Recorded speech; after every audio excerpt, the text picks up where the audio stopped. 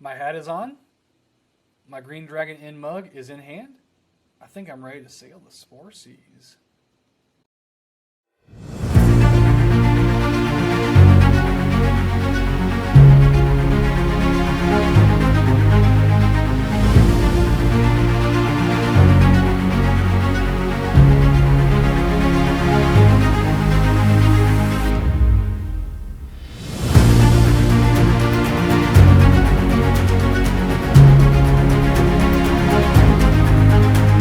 Welcome to the Pop Docs channel. My name is Joseph. I am one half of the Pop Docs, and in this video I am reviewing Tress of the Emerald Sea by Brandon Sanderson. The way I've structured this review is to begin with some general background information about the novel, particularly its placement in the Cosmere, which is Brandon Sanderson's fictional universe in which many of his stories are set. In this section of the video, I really want to answer the question as to whether or not new readers to Brandon Sanderson's work need to have some background knowledge or some threshold level of knowledge of the Cosmere to both understand what's happening in Tress, as well as enjoy this novel. That will lay a foundation for then talking very generally and without spoilers the plot of this story, which will then lead to an analysis of the characters, my perspective on the characterization in this particular novel. Then I'll turn to saying a few words about the humor in the story, as well as giving props to Howard Line, who did the illustration for this novel that are included in this wonderful edition of the book produced by Dragonsteel. I'll conclude the video with my final thoughts, give my rating of the book, and whether or not I would recommend Tress of the Emerald Sea to both avid readers of Brandon Sanderson's work as well as especially new readers to the Cosmere. Which leads us to this overarching question: what is the Cosmere? What is Tress's place in the Cosmere? Well, Tress of the Emerald Sea is one of 4 secret novels that Brandon Sanderson has written over the last several years. These 4 novels are the corpus of the Kickstarter campaign that is rolling out over this year in 2023. 3 of those 4 secret novels are set in the Cosmere, with Tress of the Emerald Sea being both the first novel in the Kickstarter campaign to be released, as well as the first Cosmere novel of those 3 to be released. A Cosmere novel simply means that this story takes place in Brandon Sanderson's Cosmere, which is a fictional universe many of his stories take place in. It is a series of planets, oftentimes with their own unique magic systems. They serve as the locations and environments for many of the different series that Brandon Sanderson has written, both in novel form, novella form, short story form, graphic novel form. And while each of these series have their own unique stories, unique characters, because they all exist in this interconnected universe, there is a potential that some characters interact with one another. Some storylines cross over. Some series cross over, even if they take place potentially at different timescales. And so Tress is the most recent entry into the Cosmere. Parenthetically, several of the other entries can be viewed right over my shoulder, as I have a whole shelf on my bookshelf dedicated to the Cosmere, which reveals my fandom of this particular series or set of series, my fandom of the Cosmere generally. But do new readers who are unfamiliar with Brandon Sanderson's work and unfamiliar with the Cosmere need to have any background information or threshold knowledge of the Cosmere to be able to understand what is happening in Tress or to enjoy the story of Tress of the Emerald Sea? In my own view, the answer would be no. I do not think that prior knowledge is necessary to understand what's going on in Tress, as well as to enjoy Tress. I think new readers could jump right into this world, follow Tress on her journey, enjoy the story, and not get lost at any juncture within this book. In fact, not to bury the lead, this is actually one of my favorite entries in the Cosmere, and I do think it represents a good entry point for new readers in Brandon Sanderson's worlds, in his work, new readers to the Cosmere. And so if you are a new reader watching this video, I highly recommend Tress of the Emerald Sea as the entry point to the Cosmere. Having said that, however, there are many references and Easter eggs and connections to the larger Cosmere. Perhaps the most obvious one is the narrator of this story. Notably, this story is not told from the point of view of Tress or the other characters. It is told through the words of Hoyt, who is a key character in this story, but he's also a character that many Cosmere fans know, who pops up in many of the different stories in the Cosmere. And Hoyt's position, his role as narrator, I think reflects both the significance of some of the Cosmere connections, but there are also a lot of background Easter eggs sprinkled throughout this story that refer back to other elements of the Cosmere, other stories in the Cosmere, other worlds in the Cosmere. And so while you do not need to have any understanding of the Cosmere, background information on the Cosmere, or experience with the Cosmere before reading Tress of the Emerald Sea, having that background, having read through the Cosmere, I think really enhances the experience of reading Tress of the Emerald Sea. But what is Tress, having now tried to situate it into the larger Cosmere? Tress of the Emerald Sea, as summarized by Dragonsteel Books, is summarized thusly. The only life Tress has known on her island home in an emerald green ocean has been a simple one, with the simple pleasures of collecting cups brought by sailors from faraway lands and listening to stories told by her friend Charlie. But when his father takes him on a voyage to find a bride and disaster strikes, Tress must stow away on a ship and seek the sorceress of the deadly midnight sea.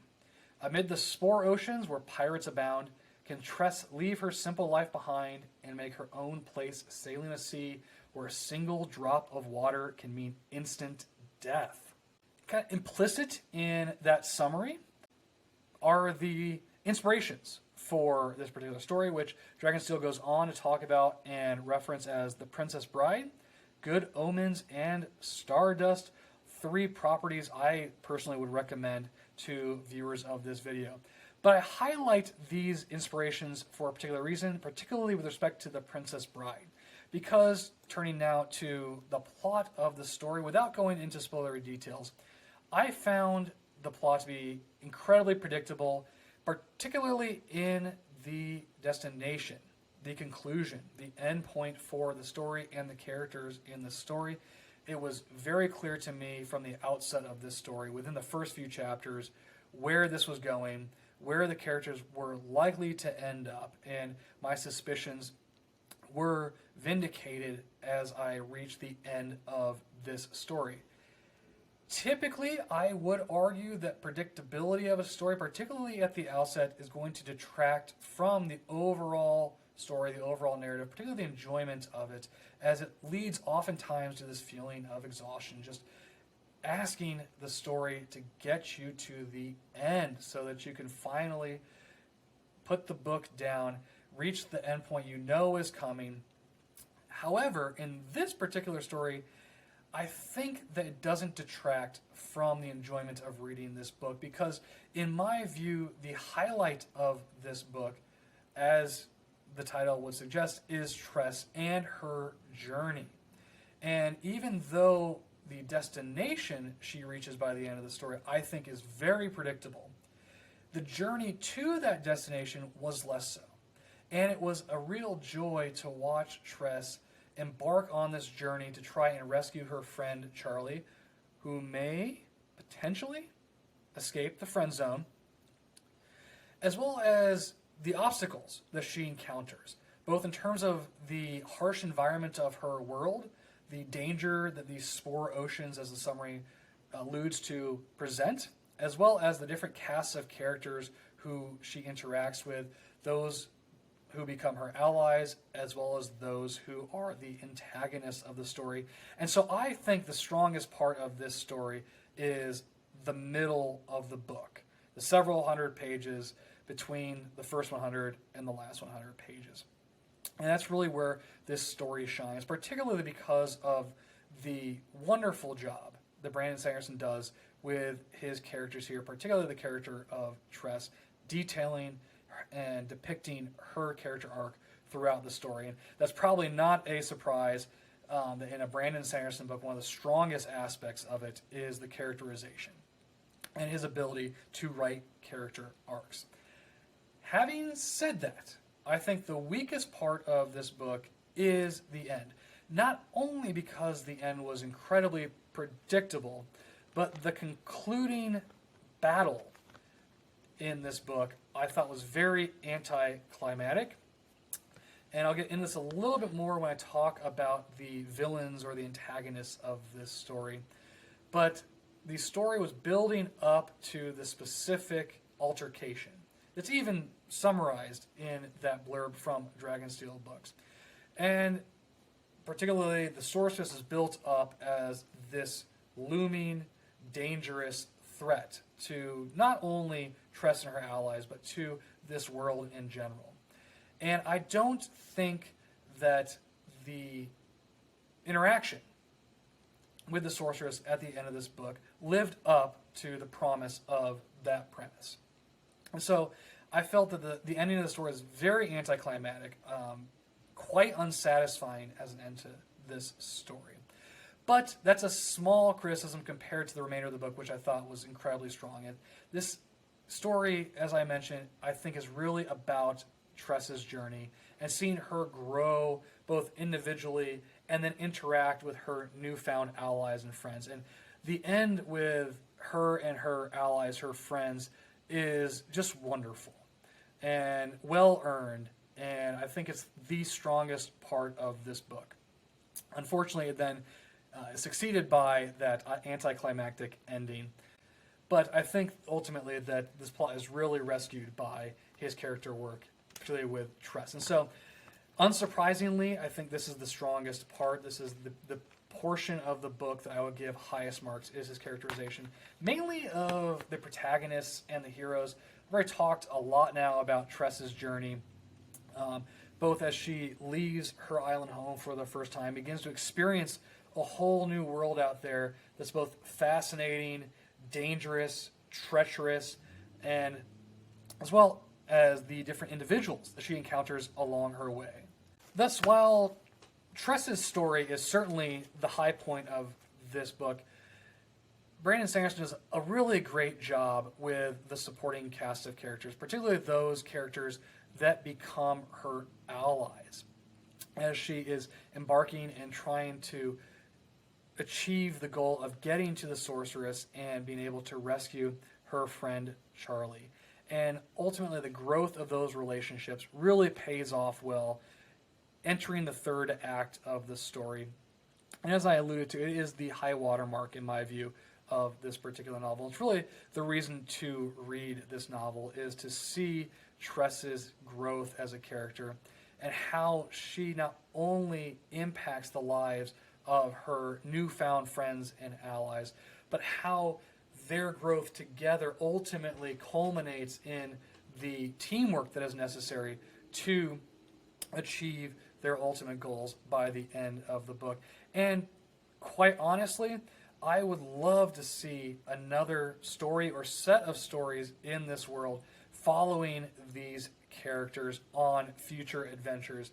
And so I just cannot praise enough his work with these particular characters. However, and this is a criticism I have with many of the other stories in the Cosmeres, I don't think the antagonists or the villains of these stories are as well written as the protagonists or the heroes. And I think that that was an issue in this story as well. It certainly was an issue for me in this story because the two main antagonists, Captain Crow and the Sorceress, I thought were very one-dimensional. Certainly the Sorceress, you hear more about the Sorceress than you actually see of the Sorceress, particularly or see of her actions in the story. We get a lot more of Captain Crow, who is the captain of the ship that Tress finds herself on, becomes a member of the crew of that particular ship.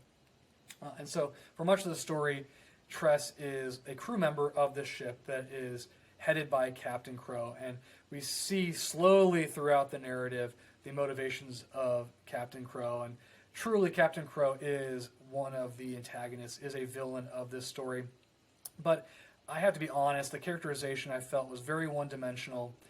I wasn't that scared of Captain Crow. I didn't think that Captain Crow really presented too much of a challenge to Tress and her allies, although I will concede that there is one scene in this book, and if you read this book, you'll know what scene I'm talking about, where finally the danger and the threat that Crow presents to her enemies is made vivid. And that was a very emotional scene, a very visceral scene that I thought was really good. But it was the high point of the antagonists of the story, the villains of the story. And I have to admit, I don't think it was ultimately earned, although in the moment it was viscerally emotional, and the outcome was devastating. Moreover, I don't think Captain Crow was the most cunning of villains or antagonists. Although the motivation of Captain Crow was understandable, the plan Captain Crow had and was trying to execute throughout the story didn't make a whole lot of sense to me and really took me out of the story.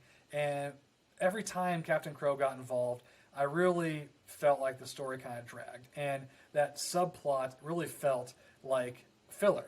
And it wasn't helped by how that storyline is resolved. And it really seemed like it reached a point where we have to move on from the storyline of Captain Crow to get to the end of this particular story. And so, in terms of characters, while I absolutely adored the main characters, particularly Tress's journey, and particularly the allies and friends she makes on this ship, I think they were counterbalanced poorly with the antagonist. In fact, if I had to isolate the best antagonist, if you will, it would be the world, the environment.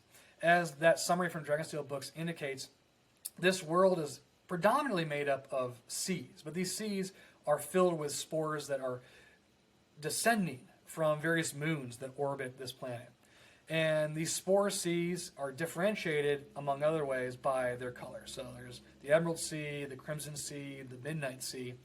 And whenever these spores interact with water, something happens. These spores are transformed into either vines, such as in the Emerald Sea, spikes, such as those spores in the Crimson Sea, and I won't go further than that to avoid spoiler territory. But every time that Tress, her allies, the ship, had to deal with the environment that Brandon Sanderson created on this world, I was very nervous. I could feel my anxiety rising as this crew had to deal with these very dangerous environmental conditions. And seeing how they do so was fascinating. It was enlivening. And so if I had to isolate the strongest antagonist in this novel, it would actually be the environment. And so I think the story would be a lot better if it got away from Captain Crow, or if there was just more for Captain Crow to do, as well as having her plan be a little more logical than it actually was. Overall, characterization is, I think, the high point. And it's the reason to come to this book, it's the reason to read this book, is to see the growth of Tress, to see her interact with her found family on this ship, and see their journey individually as well as collectively, and see how each of them grow. And I think that is one of the magical aspects of this particular story, is you actually get quite a bit of character growth, in my opinion, of the supporting characters, in addition to the character growth of Tress. I do want to say a couple words about the humor. Brandon Sanderson's humor is oftentimes hit or miss for me. As an example, I did not like the humor in Mistborn Era 2, particularly the humor of the character of Wayne. It just oftentimes didn't work for me. It oftentimes grated on my eyes, my mind's ears every time he was on the page and he was cracking jokes. And I think the humor in this book is not even as good as the humor in Mistborn Era 2. The humor in this story just did not work for me. And that's not to suggest that it doesn't work for other readers or won't work for viewers of this particular video. but every time there was an attempt to inject some levity, it just took me out of the story and oftentimes made me roll my eyes. There's one particular scene where two characters are interacting. One is trying to inform the other character of something they had overheard and seen. And before divulging that information, they require the second character to play a role as if they were reenacting the scene that the first character witnessed and was retelling. And it didn't work for me. It took me out of the story for that brief moment. And so ultimately, I think that the humor could have been much stronger or toned down or just removed generally from the overarching story. And I also want to put as parenthetical here, everything with Hoyd, I thought bordered on the absurd. Before concluding this video, I did want to mention the illustrations. I give a shout out to Howard Lyon, whose name is on the front cover here, for the illustrations in Tress of the Emerald Sea. There are a number of different illustrations, and importantly, these illustrations follow the story. And so in this copy of Tress of the Emerald Sea, there are illustrations interspersed throughout the book, and therefore there are potentially spoilers in the tail end of the book with these particular illustrations. So if you see these illustrations outside of the book, or if you get the book and you're paging through toward the back end of the book, just be aware that some of those illustrations might be spoilers. But on a whole, I thought the illustrations were wonderful, and they really added some depth and gravity to the written word in this book. Having said that, I would be remiss if I didn't highlight that there is a real absence of geography in this book. That is to say, there is no map of Tress's world, or even a map of the 3 seas that Tress and her allies and their ship encounter. And I really wish there was a map. This is obviously probably a common complaint of fantasy readers if there is no map. And so it just surprised me, ultimately, that this book lacks that element of geography. And I think it would really benefit from having a map. The last thing I'll say on the illustrations, one of the really awesome conceits of this version, at least, of the book, is that the chapter headings, which are all numerals, they are actually illustrated. And they grow over the length of the story, and they correspond to the specific seas in which Tress and her allies are sailing at a given time in the story. And I just thought it was so cool the way they did the chapter headings in this book and illustrated those chapter headings, and just ultimately how all the illustrations, notwithstanding the lack of a map, filtered back into the narrative, followed the narrative, really enhanced the reading experience, at least as I was going through Tress of the Emerald Sea. And so high marks for Howard Lyon and his work on this particular book.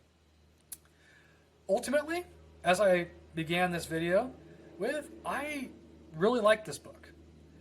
Notwithstanding my criticisms of the ending, to a lesser degree the predictability of the overarching story and narrative, the main criticism of the lack of characterization of the antagonists or the villains, particularly Captain Crow and the Sorceress, I think those are small quibbles, in my view, with this particular book.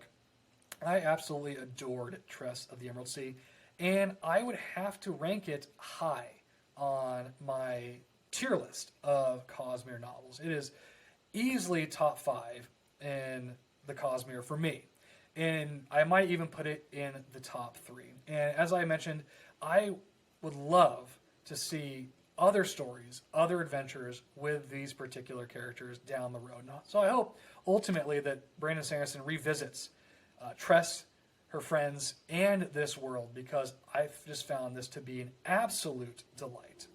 And so ultimately, because of the issues I had that I alluded to, I gave this book an 8.7 out of 10. Really high marks. And because of that, certainly would recommend this for any avid fan of the Cosmere or of Brandon Sanderson's work generally. But even for those readers that have not dipped their toes into the Cosmere, or for those that have started to read the Cosmere, I would absolutely recommend picking up Tress of the Emerald Seas. It's a fairly quick read, but it is a fun and exciting read. And so I think it is a great entry point into the Cosmere. I think it's simply a great entry into the Cosmere generally. And I cannot wait to see what Brandon Sanderson has for us with the next 2 Cosmere novels that are part of the secret projects and this Kickstarter campaign. And as we get closer and closer to him concluding the 5th book in the Story of My Archive, it is a great time to be a Cosmere fan. With that, thank you everyone. Thank you viewers for listening to me. If you agree with me, please let me know in the comments. If you disagree with me, please let me know in the comments and tell me whether or not you liked Tress of the Emerald Sea, whether you agree or disagree with the points I have made in this video. And if you could go ahead and hit that subscribe button, I will continue to release reviews of various books, book series, television shows, films, convention experiences, and the like. But with that, the clinic, for now, is closed.